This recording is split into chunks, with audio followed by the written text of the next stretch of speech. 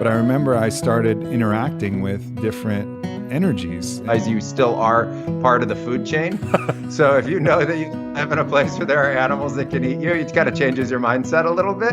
Have you encountered other people with those goblins? Have you ever seen the goblins? Awe of the stage of the progression where I'm at in this experience and what I'm able, how the beauty that I see this universe unfolding before in every moment. For me, it's unbelievable. I agree. I've always thought I'm living life, but also life is living me. Hi, and welcome to the Blue Morpho podcast. I'm Hamilton Souther, founder of Blue Morpho, and today I am honored to have Alistair Longer from Berlin on the podcast with me.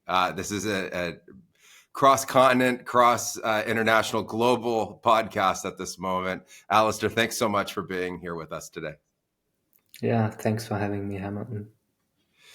For those who don't know you, I would love it if you would share a little bit about yourself and where you are today in your mission, what your mission is, and who you're currently working with.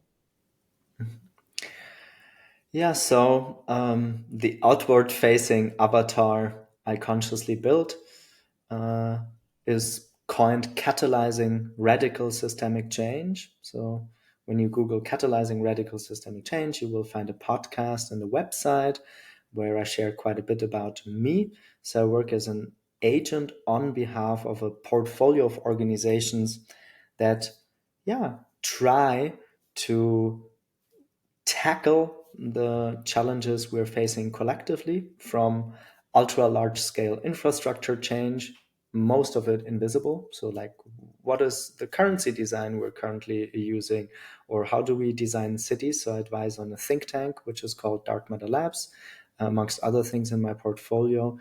Another piece in my portfolio is building up Cohere, which is a member-owned co-working and co-living community connecting spaces in Germany, in Guatemala, in Peru, in Ecuador, Colombia, Brazil. So we're starting with these 6 properties. There's more to share. I will also play a role in the global rollout of Holochain. Holochain himself, or themselves, coining themselves, not a blockchain, though there are distributed ledger technology. They're basically challenging the underlying assumptions of all of the existing layer 1 crypto infrastructures, and truly aiming to build the next evolution of the invisible infrastructure for the next internet to be really decentralized. I think that's sufficient for this like personal persona. I would like to end maybe the intro with where I am personally. I will turn 44 pretty soon. And most of my life, which will then be part of the unpacking my healing journey and my waking up and the healing journey, I was really haunted by nightmares, panic attacks. I had a pretty early traumatic childhood episode. And since 6 years, which I always coin as the breakthrough in my trauma therapy, I'm finally like really stable and can funnel the amount of like life force or life current or chi or prana, whatever you want to call it, through me for these many endeavors where I really try to make a difference. So I think that was quick, but should give to people like a soul picture from Alistair. Well, that's just amazing. First of all, I commend you for your effort in helping the world be a better place. And I love the idea that we think about leaving it in a better state than the way that we found it, that we're actually agents of improvement. And it sounds like literally everything that you're working on, which has a broad scope to it, sounds incredibly important in terms of that mission. So first, I just want to commend you for that. And I want to ask, how did you come up with the idea of catalyzing radical systemic change? Mm-hmm. I think there's 2 facets to share, one of which is my biography. I grew up in a community, so I'm really one of these couple of few million or so that grew up in what I would coin like a community 1.0. So my parents don't look really like hippies, but they always did permaculture. So I grew up in a community, basically like semi-sufficient and growing our own food and stuff like that. And since my father was founding member of the German Green Party, I really grew up, I think, through the umbilical cord with the systemic question, and then he built up the first PR agency in Germany, focusing on sustainability topics. And when the Mosaic browser launched in 1995, I built up a database of more than 30,000 sustainability articles, and basically like linking all these articles so that people could find them to whatever 2,000 media outlets, all in the DACH region, so Germany, Austria, Switzerland. We're talking now about the German-speaking countries. And anyhow, the listeners will already have recognized a little bit my German accent, so much to that. The second answer is I really think an important one, catalyzing radical systemic change for me, seen through the lens of what some people coin the integral framework, means that I don't see myself as an isolated individual. I'm like, sure, I have a seemingly in like separate body, but I myself can work kind of catalyzing the radical systemic change within myself, which has been my healing journey, also connected to plant medicine, which I think we will dive deeper into in a bit. The other one is I also exist in a cultural context, and I also exist in a systemic context. And again, disclaimer, I'm not saying you need to agree with everything from the integral framework. Like all abstractions, it's really just a meta framework. But it helped me in my mid-20s after my studies to kind of really very strategically map my life's journey in this like very short, precious lifetime that we're given, and ideally try to combine in my endeavors and also in my portfolio, like the individual work, like which, for example, would be working with plant medicine or doing my own meditation and healing journey. The other one is the culture piece, where I advise on pro-social, which is a cultural change technique, which works with Elinor Ostrom's work on how to govern the commons. And then, for example, in the systems piece, like advising on like a think tank, like Dark Matter Labs, like that. I'm really just trying to basically still bridge these many divides that still and silos that are still out there in most of the endeavors. Yeah. One of the things that's been really interesting since I got to meet you is kind of have a window into the evolution of community and what is coming out of, might be what was called the hippies in the 60s and 70s. And then this gap, maybe we don't have a name for it, or there is one I'm not aware of. And then now this new generation of community that's coming out that, from my experience, and like I say, this window from the outside is much more grounded in terms of the impact that it's trying to make. It sounds like in terms of like a holistic form and much more integrated with other systems within society. And so I wonder if you could talk with me about that. How do you see this community forming? What is it? Kind of break it down for us. I think breaking down, I mean, this is purely subjective, but I think ultimately good old Hegel, like the thesis, the antithesis, and then the synthesis. So good old dialectics. So when I just look at my parents, right, like both my parents come from a very conservative background. You can see that also through the spiral dynamics lens, so to say. So obviously they needed to rebel against a very quote unquote spiral dynamics blue, so very rigid, very religious parents. So, what did they do? Well, they went from whatever, for example, monogamy to polyamory, because my parents are polyamorous, for example. And I love them, because it seems they're one of the few examples who still live it in their ways, separate deep rabbit hole. And now me as their, offspring, so to say, I found, for whatever reason, most of the communities that I found in the global eco-villages network or intentional communities, or also the circles, especially here in Berlin, that have never lived in community, I found always that I need to give up too much of a healthy individuality. So the classical community 1.0 could, for example, also be like Pune or many other things, where basically you give up a certain part of yourself And now whatever, all pray to one guru or one lineage, or you're all vegan, or you're all vegetarian, or you're all anti-nuclear, or whatever. Whereas the new communities that I personally find more interesting are more like a hive mind and a hive heart, maybe, that need a certain infrastructure, they need a certain jurisdictional container, they need a governance structure, and so forth, but within which there's a much bigger bandwidth, a much bigger difference in between these different individuals. Hence, for example, also me supporting Cohere, which again is not a classical intentional community in the sense of like the 60s or 70s. Yeah, in terms of Cohere itself, for those who don't know, what is Cohere? What's its mission? What is it trying to accomplish? Mm-hmm.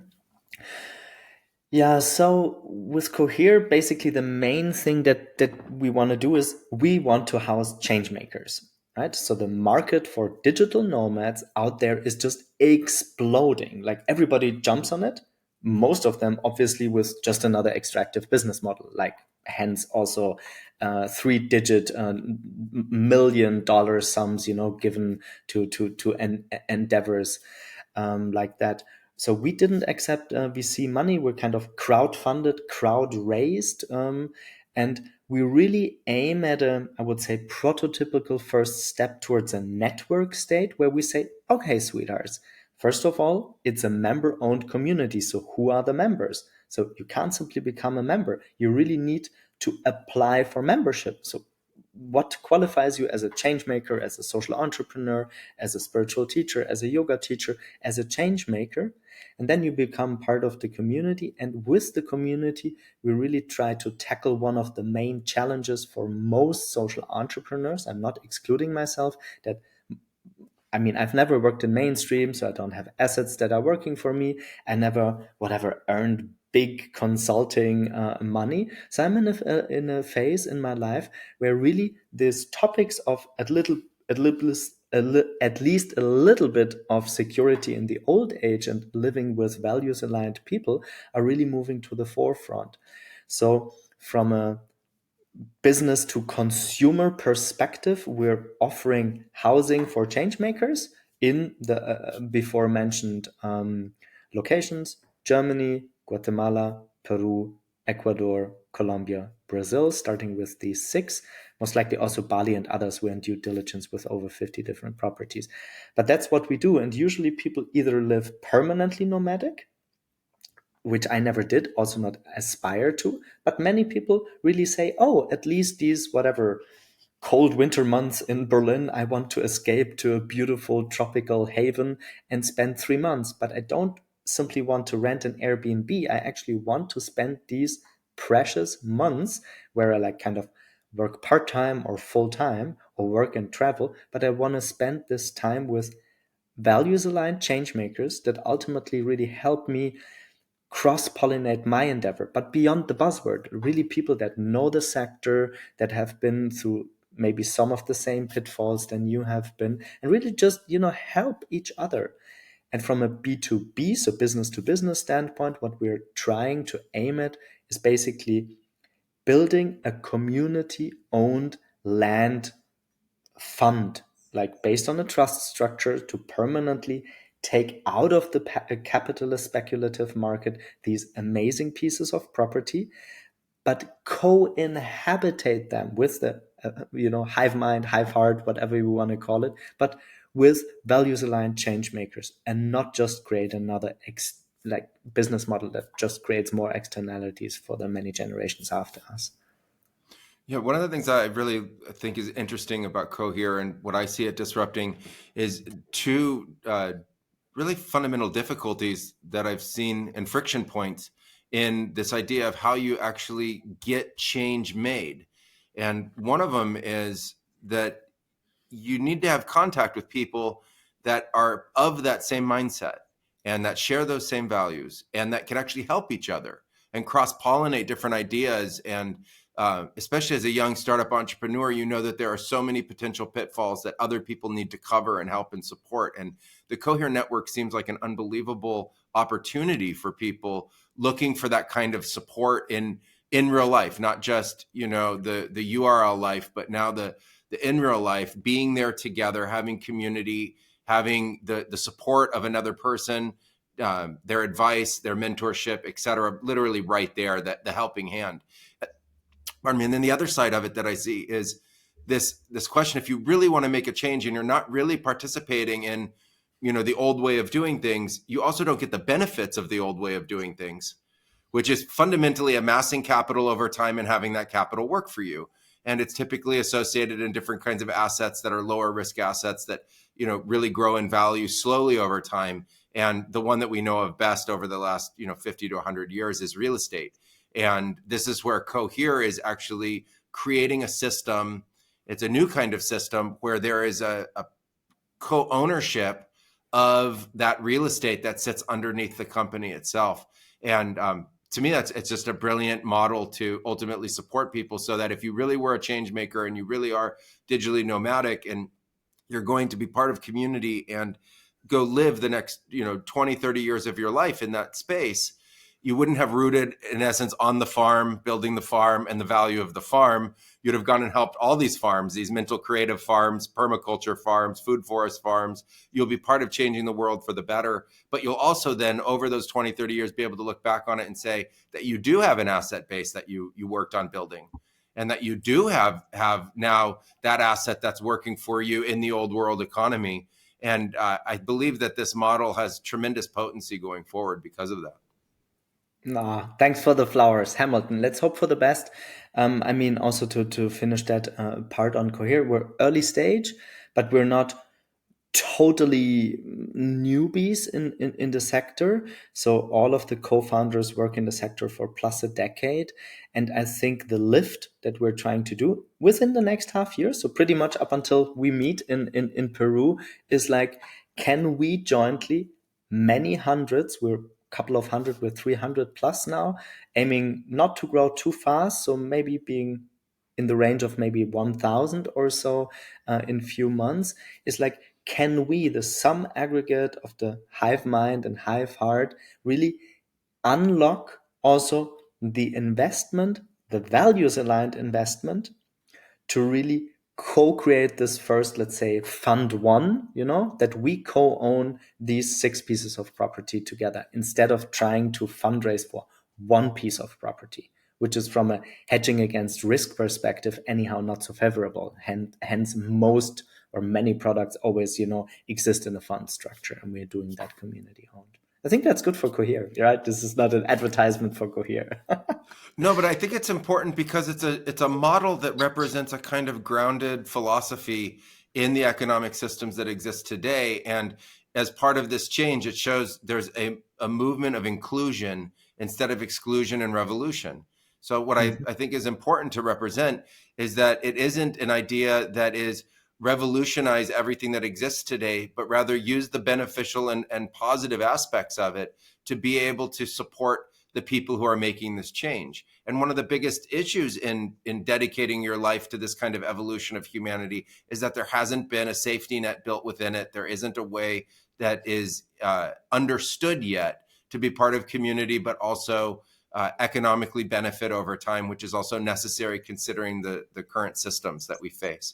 And so, I agree, now is a great time to shift gears, but I think it's also important to understand that these models are in creation. And if you're in that space, you know about it. But if you're outside of that space, wishing for something different in your life and you don't know about it, I think it's important that people start to hear that this kind of exists, and these models are coming out, and they could offer a wide variety of opportunities for people who are looking to live a different or alternative lifestyle. That being said, your alternative lifestyle goes much further back. This isn't where it all started for Alistair. It goes back to obviously a bit of a difference in your family structure, which you've been open to sharing. But then along the way, it also comes into your own healing journey and then plant medicines. And so I would love to hear about how plant medicines ultimately came in to influence that healing journey, and kind of go on a deep dive into what's going on with plant medicines, the psychedelic renaissance, and talk a little bit more about that. So for us now, paint the picture. Take us into the world of Alistair. How many years ago was it? How did plant medicines come to find you? And what was it like embracing them, and what did they do for you? Yeah. I think first of all, there's a preface. My preface, let's frame this. Let's give it a funny biographical notion and a tragic one.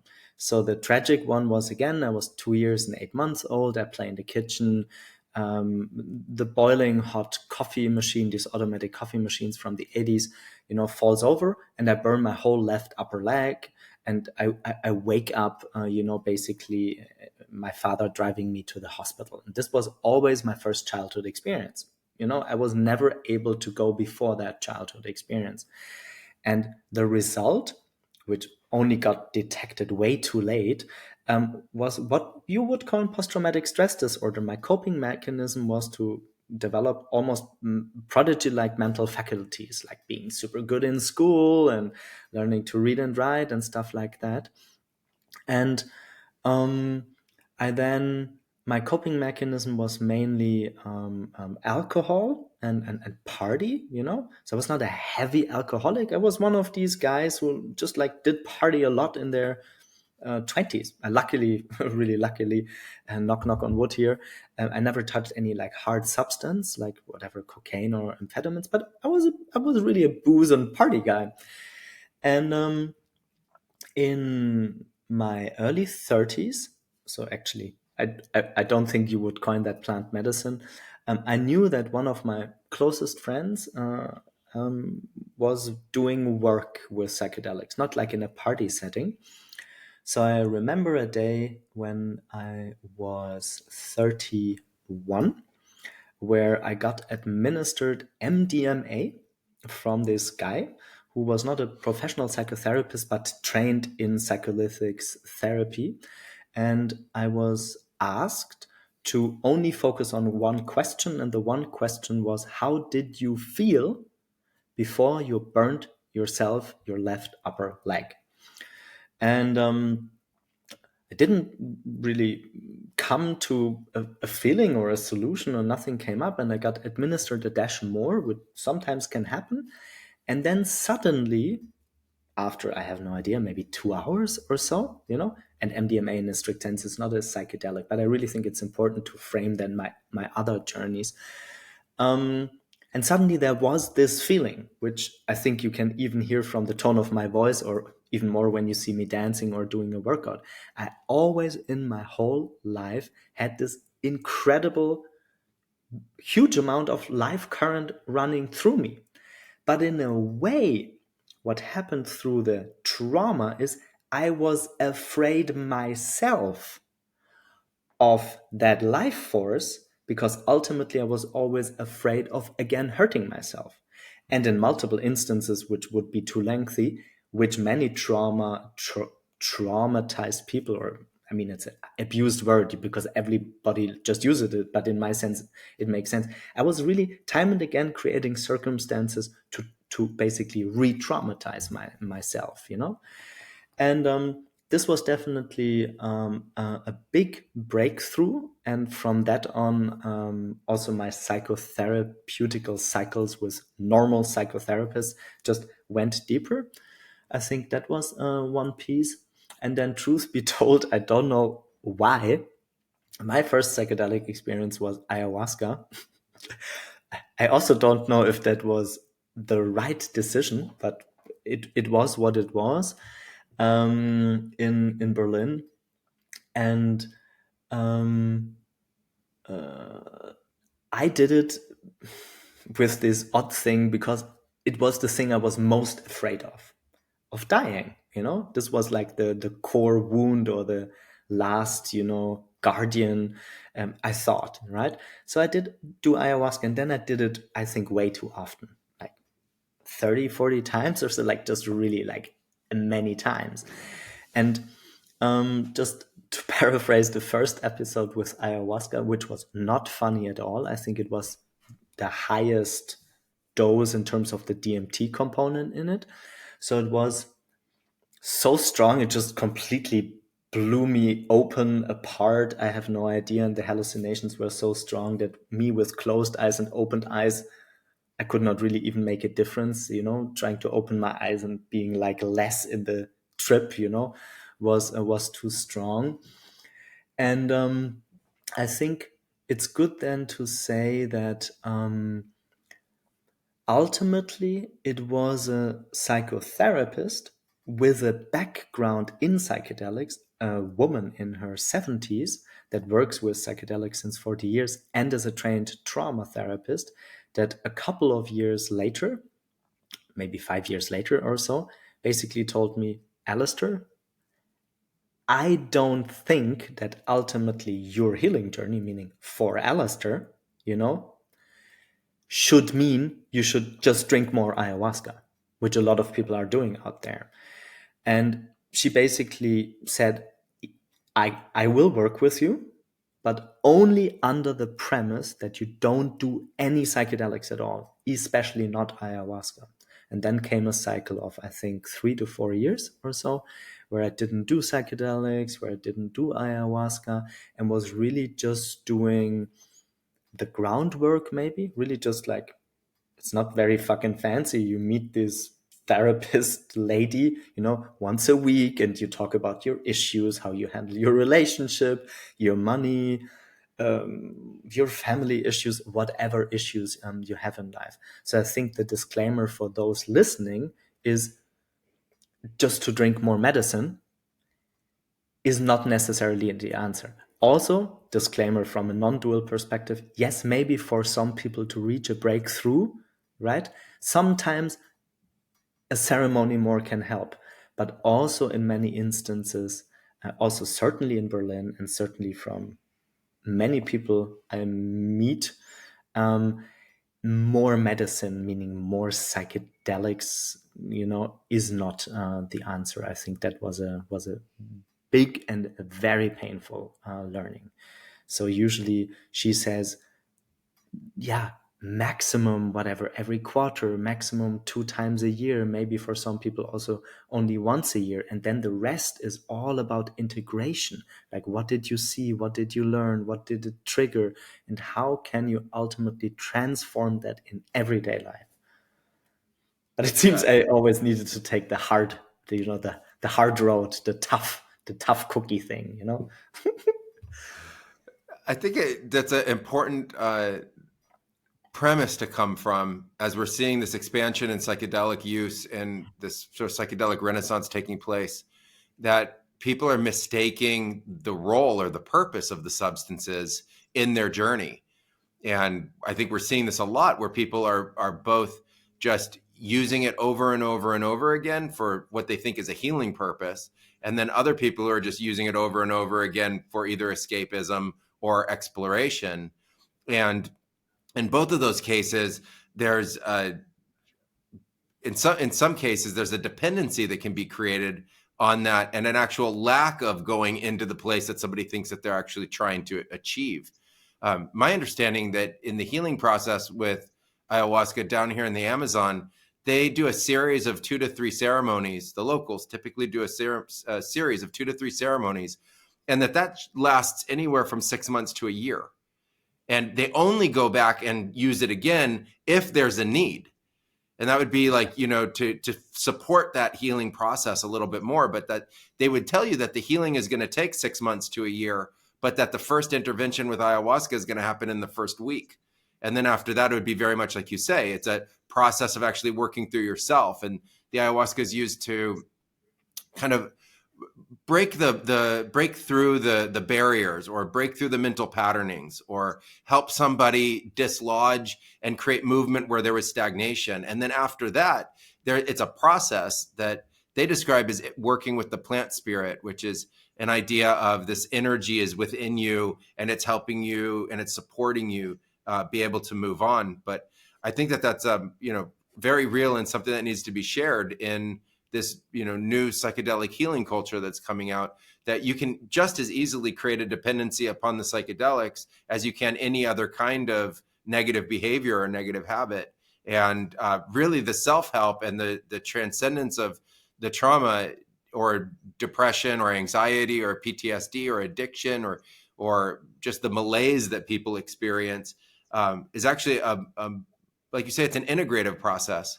And for people just to keep that in mind, that if you're looking for, the magic support, you can get it from the plant medicine, but really there's a lot of drudgery. There's a lot of working with yourself and that evolutionary process that comes with that. Through your journey early on with ayahuasca, I'm interested in if you had like transcendent experiences or personal experiences of source or divinity or God, something that you would put within those kinds of terms, if that actually opened up for you in those explorations. Mm-hmm. Before I answer the question, I want to end the last piece of the conversation and not necessarily recommend, but just say that I very consciously combined, let's say, classical Western approaches to psychotherapy, which are very structured, which have like methods and toolboxes and questionnaires and trained therapists and accredited therapists, and combining that with plant medicine or mysticism. So I'm not saying this needs to be true for other people, but it certainly helped me in my healing journey. To answer your own the question of source. So truth be told, I almost always can with a tab of LSD have like source consciousness in half an hour. With ayahuasca, it's different, at least for me. For me, ayahuasca is always a journey, and I can only coin what I think was on the soul level, consciously using the soul level, although I don't really believe in a soul, but like, let's say the innermost or the kernel or whatever you want to coin it, of our identification, which was the pain that we as humanity, as the dominant species, are destroying the habitat, the mother organism, Gaia, whatever you want to call it. So I know that this is now maybe 8-9 years ago, so I must have been like 35, and certainly after 50 or 60 ceremonies, I was in a journey, and for the first time, I was in the future, and I saw planet Earth perfectly restored, and I saw us as the human species communicating with a lot of other star systems, and was really looking a little bit like Star Wars, but very beautiful, like a very utopian or protopian future. And then maybe a year or two later, I saw the movie Valerian, which is a kind of a kitsch movie, but very beautiful, kind of the most expensive movie ever produced in Europe, which is about a city in the future where 1,000 different sentient species live in peace together. And then obviously the evil ones come in, and you have, the hero and stuff like that. So I would say the deepest vision, I don't know, for me, ayahuasca, all my journeys are ultimately very visionary. And when I don't know if I mastered the plant, I'm not a master shaman, but now that I've done it so often, you kind of know the road, or like you kind of know how to navigate it. So I use it more in a sense of I would call it like astral travels. So I was always interested in like, okay, how does it feel inside of the Dalai Lama, But I was also always interested in like exploring the evil. Like, how would it feel to be inside of Hitler or Stalin or something like that? So in that sense, for me, ayahuasca is really has more this like journey component to it. And I don't know if that's easy to cut in the podcast. My deepest source experience I had through the plant called iboga, which I did 4 times. also in a shamanic training, also in Berlin. Not what you call a full flood, so not 72 hours locked in, but like kind of 24 to 32 hours, really, you can't really move. And there, the experience was pretty similar to what I train in Samadhi training. So every morning, since a couple of years, I do like Samadhi training, which comes from old Vedic scriptures, how you train to basically ask into the witness consciousness, right? And then sometimes, usually this only lasts a couple of seconds, right? The witness, or what you think is the witness, and the subject and the object duality become one. So you have like a unity experience or a void experience or something like that.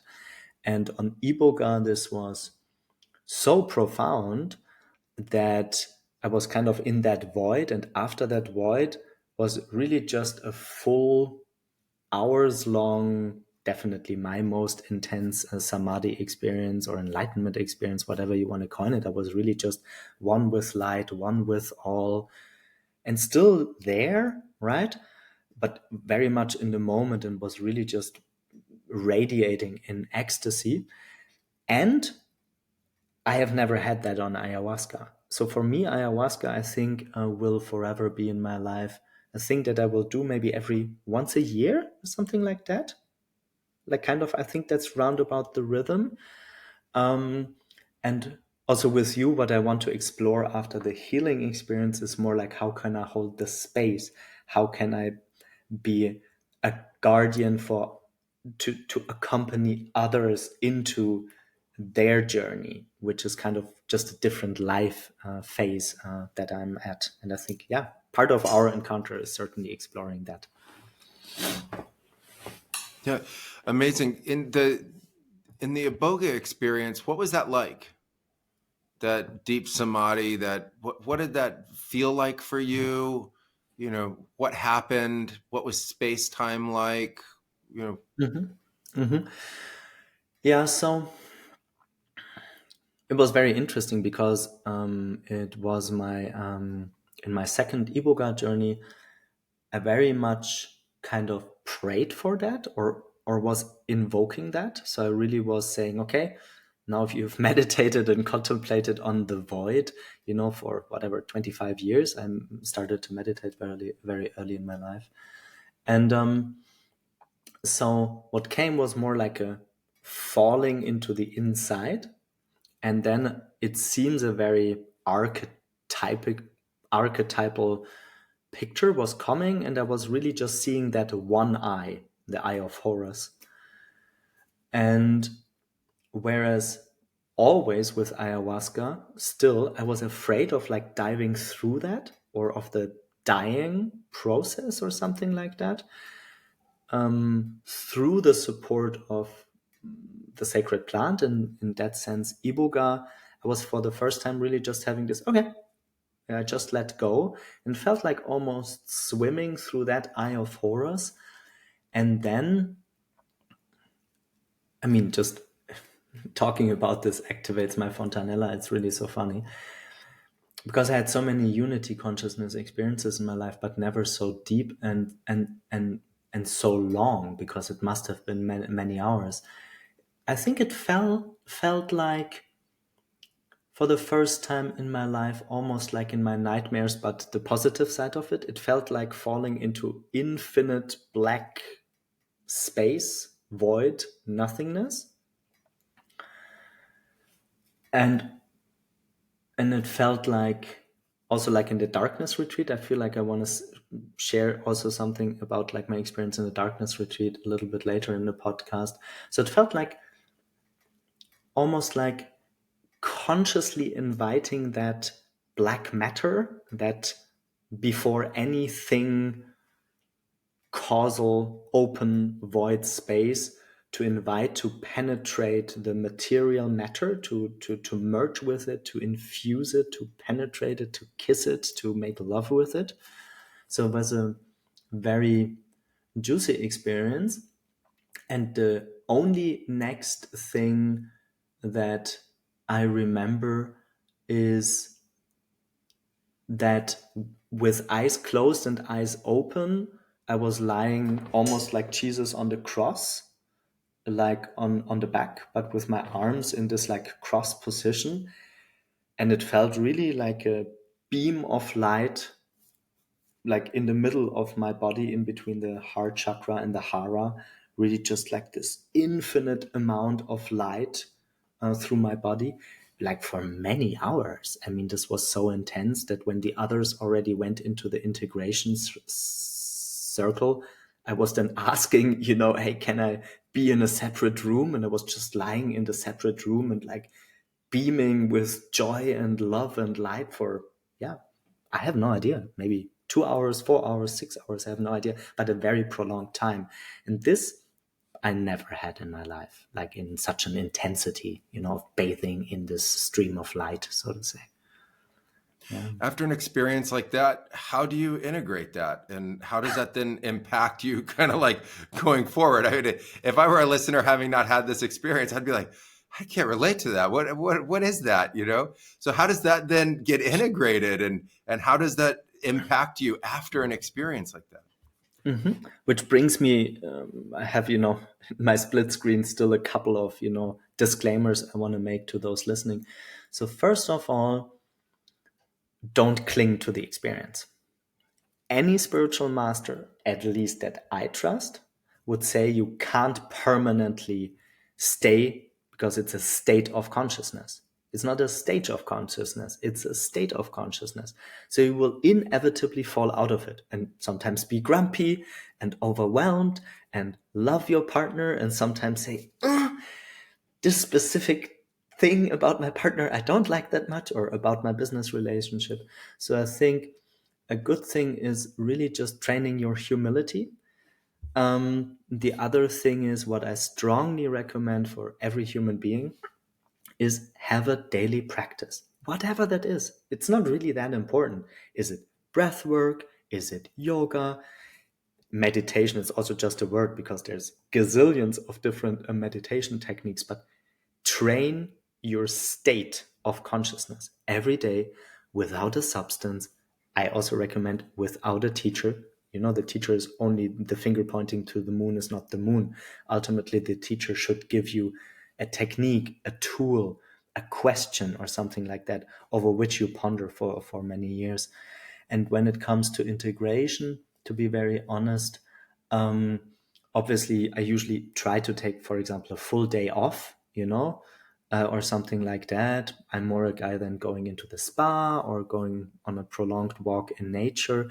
Ideally, obviously, you have a certain moment in space-time that you don't need to engage in the daily hustle and grind of normal day, whatever, entrepreneurial life, From those experiences going forward, you go into this healing journey with the therapist who tells you, okay, you got to slow down on the psychedelics. You too much of that up front. How do then they start to come back into your life, and what influence do they have at that time? How old are you at that time?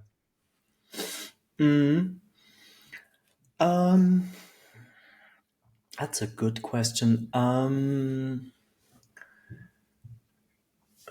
So, I mean, this very specific point in space-time in 2017, which I always coin as the breakthrough in my trauma therapy, was in the intensity like a samadhi experience, but very this worldly.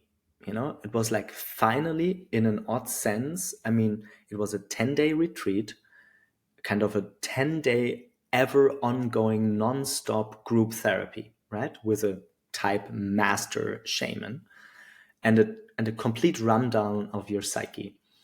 So when I was finally in this like totally overwhelmed, I don't even know my name, totally like almost like psychosis state, she took me and said to me, now you're there. Now you get a one-on-one. So I'm sitting in that chair, trembling, crying, snort coming out of my nose, just totally overwhelmed in my whatever state that I was in time and again for 37 years. And then, since we were training all sorts of things, she was just sitting in front of me in a chair and was just telling me, Alistair, are you aware that you are creating this? And I was just, snort, my life, the universe, the collective consciousness, this shitty part we are in humanity, you know. And then it was really, again, just a bolt of lightning in my psyche. And I had this, what? Looking at her, and she's like, yeah, do you get it? Do you get it? Are you here? And I'm like, fuck. She's like, yeah, you create your life circumstances. You create your relationships, your business partnerships, your romantic partnerships. You know, you are the only one that's responsible for that. And that was really just like, fuck. You know, it was so deep and profound. And then she said, okay, like kind of, it was on day 6 or 7 of this 10-day retreat. And then she told me, okay, it seems like from this day on, you can start building what you think you understood on the inside. And ever since, yeah, this cycle of, you know, trauma victim, you know, is really minus 99%. So I'm really, finally, I don't know, like my father, for example, was always like rock solid dude, you know, he was never like whimsy and crying or addicted or whatever, you know, but I certainly was. Yeah. And after that, where does then plant medicine come back into this exploration? That's okay. So we're now pretty in the now. So Magdalena, besides, so I hardly ever changed my teacher, which is true also for my spiritual teachers. So Magdalena, a woman from Berlin with whom I did 98% of all shamanic journeys with ayahuasca, San Pedro, mushrooms, and iboga, was offering like a shamanic training circle with kind of the same group of people that I knew now almost for whatever, 10 years or so. And in an odd sense, I was not attracted. You know, I had this, well, I've done this so often, so why do it again? But there was a voice inside of myself that told me, well, like going again into the ceremonial setting after subjectively having done the work on myself will just educate me on better understanding what's the setting, you know, what typology of people benefit from it. Also, since I've been working with different plants and also other chemical substances like MDMA, also trying to understand what typology of trauma, what typology of substance really helps people. Funny that I'm not applying this in my business yet, but separate rabbit hole. We can dive into that in Peru. There's just so many people who now all work as psychotherapists and healers and shamans. I don't know. At least not at this specific point in my lifetime, I don't feel called to doing that. So it was more almost the scientist inside of myself, you know, like going again into a setting, but under a very different premise. Yeah. And what plants came back? Where did you find yourself? Did ayahuasca come back? Was it San Pedro? Was it iboga? What called you on this other side? It's interesting because the upcoming weekend, literally the next weekend, I will work with the Virarica, so the guardians of the peyote. So I now throw peyote and San Pedro into one bucket, but I mean the psychedelic compound is masculine. So the way I also have a video where I recorded this, which I think it's coined the psychedelic experience. So I think different plants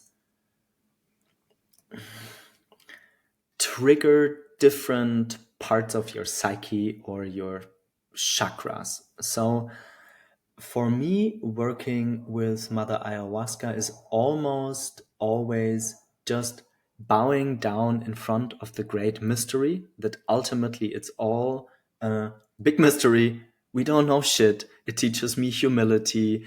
It certainly also teaches us to die and to be reborn time and again, a blank slate. Usually then people, I think also you combine it with San Pedro, usually after grinding the ego, to then activate the hara, the solar plexus, the willpower. So it's a very masculine plant spirit. It teaches you directionality, benchmarks, goals in life, things you want to achieve, gives you, a very clear focus. So the complementarity of ayahuasca and San Pedro in, let's say, neo-shamanic settings, I don't think is a coincidence. Iboga,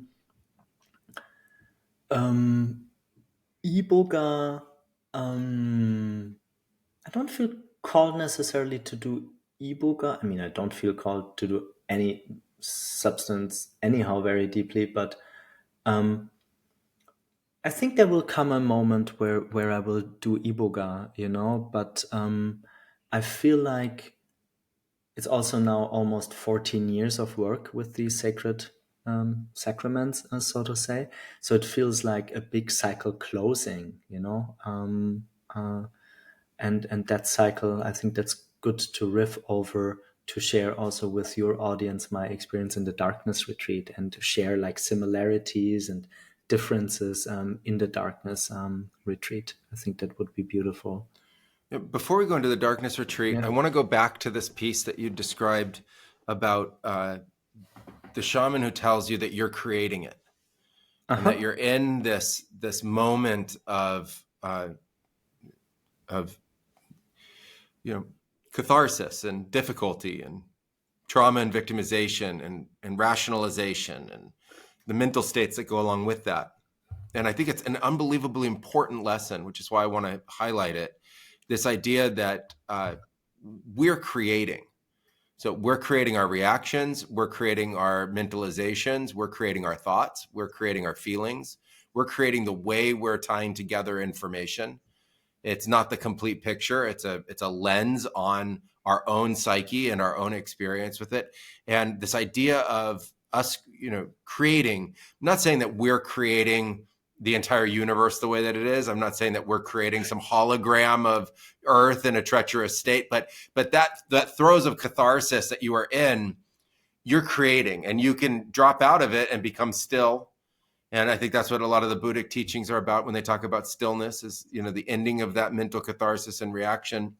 And so I think it's such a potent lesson to highlight for everybody, is that we're creating our experience. We're creating these cycles that we're in. We're creating our responses. We're creating our thoughts.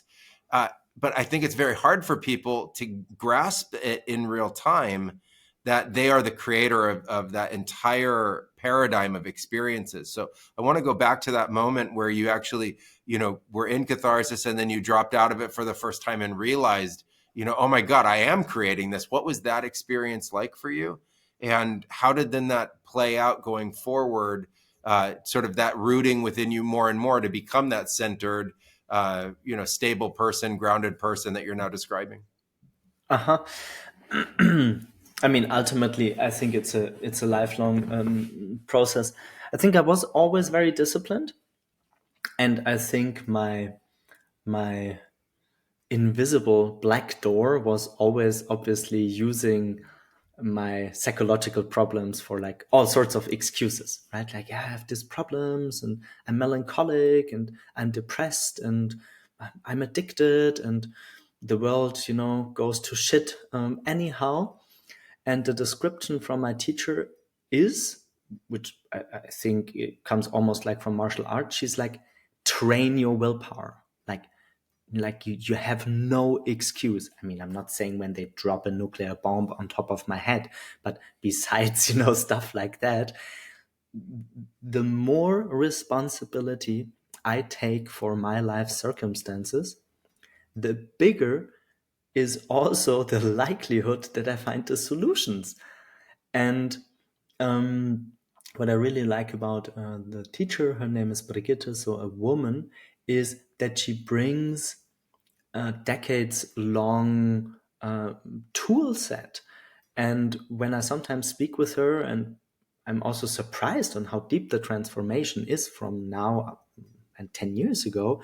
She tells me, hey, maybe you were lucky because I was a ballet dancer, a professional ballet dancer. So discipline has always been a strong point in my life. So ultimately, like meditative practice or a workout in the gym or building a business, has to do with discipline and practice. So sit your ass on the ground every day in the morning. I do my meditative practice, and then I very consciously do this manifestation techniques, not manifesting like flying spaghetti or that suddenly the moon is not in the orbit anymore, but really just activating the solar plexus, which in neurolinguistic programming you do with primaries. So it could be like, um, I'm the creator of my thoughts and emotions, for example, right?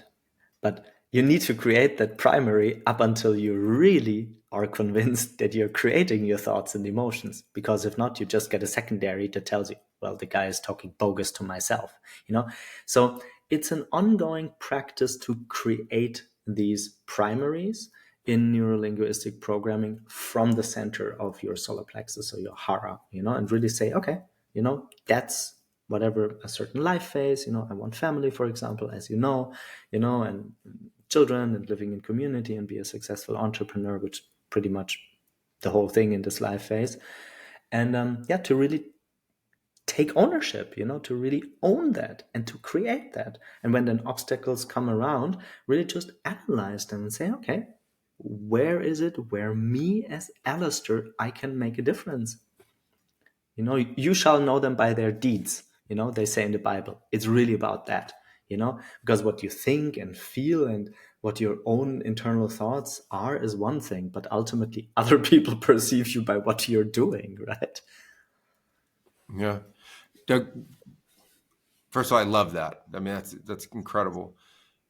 Taking that forward into, all the things you're doing. I mean, I personally see that that's what you're doing. You're creating that a life for yourself, and at the same time, it's built out of a series of deeds of consistent improvement and growth for everybody involved. That idea of community, and you're in the community, so you're also growing as well. But everybody that is being positively impacted by that, and so I want to go through that into now the darkness retreat.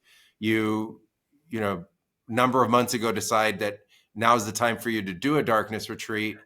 And what were you thinking going into the darkness retreat? You were, interested. What was your intention going in? And then describe it to us.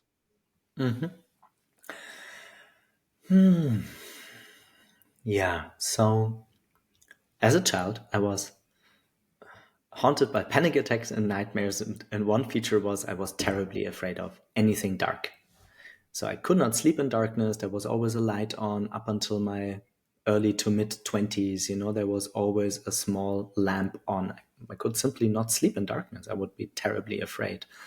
So when I first read about darkness retreats, which was in India when I was 21, and read the autobiography of Sri Aurobindo, who was in isolation and also in a dark, chamber but obviously not by his own will. And he then wrote, he basically reached his, enlightenment, in darkness.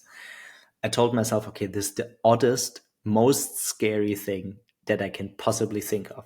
Okay, you torture me, you kill me, you throw me in prison, you poison me. I mean, all of that, kind of I can accept, but in darkness, in a chamber, alone, is like the oddest thing. So anyhow, 2 years ago, I went to Guatemala. I met a guy whose name is Severin Geza, who owns a retreat center, and it's called the Hermitage. So I didn't go there because it's suddenly on Vogue and, all the clicks go up because some famous people do darkness retreats. I really did it at the very end of my own healing cycle with the working hypothesis that I would really just enjoy it. So I came there and Severin asked me, why are you doing the darkness retreat? And I'm like, I don't know. I think I will really just enjoy it. And he's like, yeah, but you need to have like an intention. And I'm like, well, the only left intention would be to permanently lose my mind, get full enlightenment and become the next whatever, Sadhguru, Alistair on the billboards, selling billions and having a huge followership and groupies, all of it, sure. And I said, no, I don't really have an intention. And then when I sat alone in the darkness retreat, I still didn't have an intention, but my whole self was so at peace with my journey that I made a wish. And the wish was, I wish it to be a gentle experience. And then I blew out the candle. And what then happened is pretty prototypical. So there's really not one standard book, which is a pity. Severin wants to write it, but they say, and for me it was the same, so I did it for 5 nights and 6 days, that in the first kind of 2 days, your pineal gland produces melatonin. So I didn't feel drowsy. You're just like sleeping a lot, and then you wake up, you may be taking a shower. I got meals served twice a day through a double door so that you don't get kind of light inside, but you can eat in the morning and in the afternoon. And then after your kind of melatonin is depleted, your pineal gland produces serotonin, which is kind of just super mega pleasant. It's really just like popping a pill, but like, endless. You're just like, okay, that's kind of, wow, that's like vibey, that's juicy, like give me more of that. And yeah, I mean, it was really just very pleasant. And then obviously also what many people are looking for in the darkness retreat, I'm not saying me not, was like what happens after, because after that your pineal gland produces DMT and 5-MeO DMT. So I remember waking up and taking a shower and taking a meal and just sitting in my meditative practice. So we're now somewhat day 3 out of these 5 nights. And then suddenly, in a very organic, beautiful, motherly, nurturing frequency, somewhere above me, because you don't really can apprehend distance, but let's say 10 meters above me or something like that, was really just a source of light, like a milk white source of light, and just like dripping from above into my nervous system. And then the next thing that I perceived was just sitting on that huge white ocean of milk white light, and again just very nourishing. And then the third one was like that, this like ocean of white light, which for example through the Iboga experience was like a very strong current, was really just permeating through my like heart chakra, hara, like the middle of my body. And the thing is, you really seemingly see that. So because your eyes open, your eyes closed doesn't make a difference, because it's pitch black dark, but suddenly there's all this light everywhere. And then I slept and was really just bathing in like, oh, that's like kind of really nice thing, like bathing in light, kind of cool thing. And then I woke up and my kind of autopoietic system had a question. So what do you do if this like white light shows up again, And I said, well, I think I want to direct it through my nervous system and different biographical episodes and really see if there's still any healing to do or any damage to repair. So I was, for example, a heavy smoker. I quit 8.5 years ago, but, I was really smoking quite a lot. And so when then this, like, let's say light phenomena came again, I was really just gently, asking for them to, like, for example, penetrate my lungs and my stomach or my pelvis, or like kind of really just washing my nervous system. I think that was like kind of day 4 or something like that. And then on the last day, I again like slept and ate and meditated. So they were not permanently there, but pretty frequently, like let's say these light waves, light ocean waves, something like that. And then on the last day, I also have this like archetype of the wizard or the magician inside of me. I said, okay, let's play with it. And I don't know why, but here I could literally show it, but you know it, you know. My system told me, okay, let's create forms, you know, with this white light. So I said, okay, now I want to see a flying cat, you know, because I have this beautiful alebrije from Mexico, and boom, there it was. Like, okay, cool, flying cat in the middle of the room. And then I said, okay, I want to see a whale. And then boom, there was a whale. And then I said, well, okay, that's not kind of odd. And suddenly I was sitting in an aquarium full of like white fish. Anyhow, I mean, it doesn't really matter.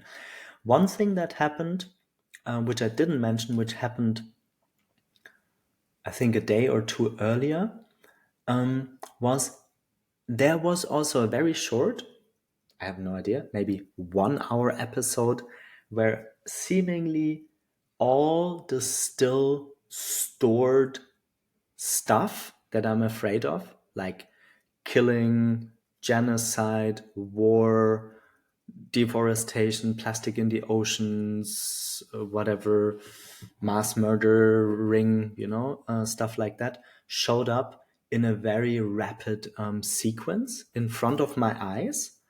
And my explanation, whilst being in that experience, because I was not really so much triggered or touched by it, I was triggered maybe for 10 minutes or so, like literally just, you know, sensing my hormones change. It's just that I have been in this confrontation so many times through ayahuasca and healing journeys, you know, that I just had this, okay, that's also part of the cosmic collective circus, so to say. I just feel like it's also important to mention that. But overall, for me, the experience in the darkness retreat, like the first experience in the darkness retreat, I will do that again. I don't know exactly when, so I can't say what will happen the second or third or fourth or fifth time.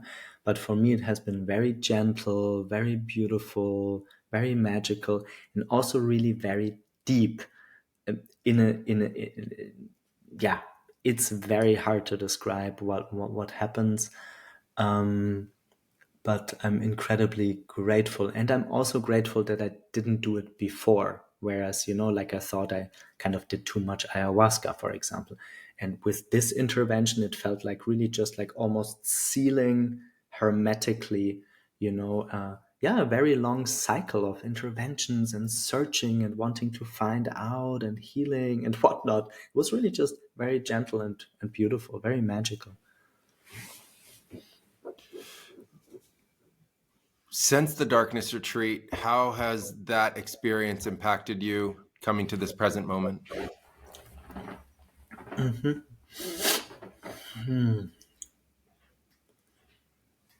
I think it's good in the podcast to mention my father. I'm very close to my father. He was a very humble guy, meditates since forever, successfully raised 3 children, and 69 now. And he's just such a humble and simple guy. And I think the older I get, especially in the spiritual scene, the less woo-woo language, the less I'm better than you, or I found it, or whatever. It's really just grounding myself in my everyday life with my current work mode, or I don't know, my fascination for wanting to become a father and kind of accepting that. Let's see if it happens. You're more having this, I think I would like that. I want it now, almost like ordering a burger. Children now, you know, kind of in that mode. But really just a strong sense of humility and gratitude. I mean, I think I am often just very humble and grateful that I have these degrees of freedom and a German passport, and I can do the projects, you know, that I love doing, and I have amazing friends. Really just gratitude, you know. Yeah. I think that's a beautiful place to stop the podcast. What a wonderful thing to come on such an amazing journey and come to this place of gratitude. And thank you for being a change maker in the world and representing and doing and living what you talk about. How can people find you? What's the best way to get in contact with you, find you? What would you like to share? Yeah, I think in the show notes, maybe just add my URL. So it's Alistair, like the Scottish name Alistair, and then Langer, Langer.de. DE is for Germany, you know. Because there they see the portfolio, my life's journey. They can see how they get involved in the projects. I have my own podcast. If they're interested in coaching, they can, whatever, give me a ping. Yeah, because I don't think it makes sense to separately note in the show notes all these different endeavors in my portfolio. I really think just this one URL is sufficient, Hamilton. Awesome. Alistair, thank you so much for being on the podcast with me. You're an inspiration, and it's been a pleasure chatting with you. Oh, thanks. Thanks, you beautiful creature. Thanks for having me.